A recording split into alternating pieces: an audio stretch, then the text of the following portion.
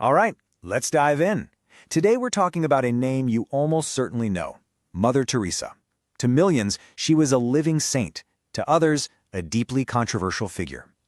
We're going to look at her mission, her incredible global impact, and yes, the criticisms that are a huge part of her legacy, all based on the source material. I think the best place to start is with her own words. This quote right here, it really tells you everything about how she saw herself.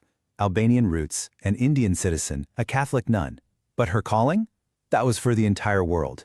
It's the perfect setup for the complex and often contradictory story we're about to get into.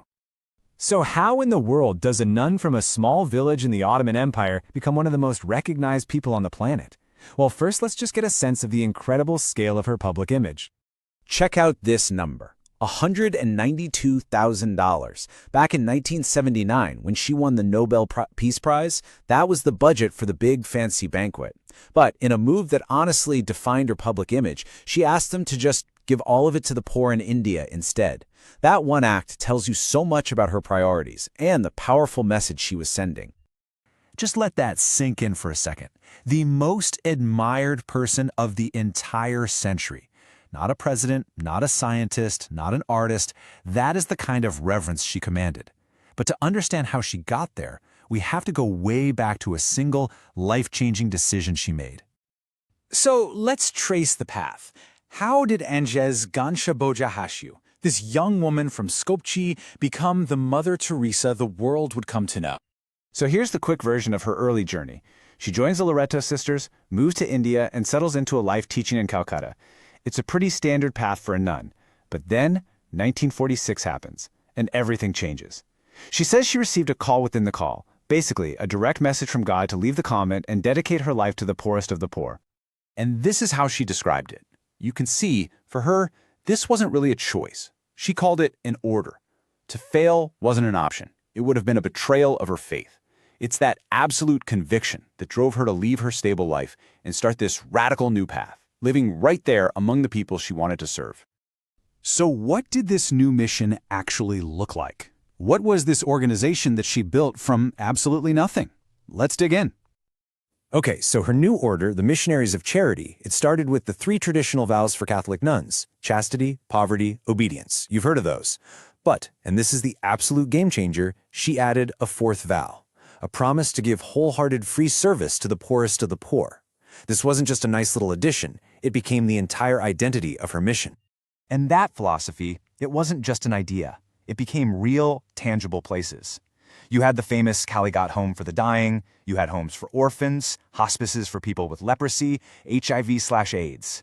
Her work was all about creating a safe harbor for the people society had completely cast aside. You know, what was happening in the slums of Calcutta didn't stay a local story for long. Pretty soon, it captured the imagination of the entire world.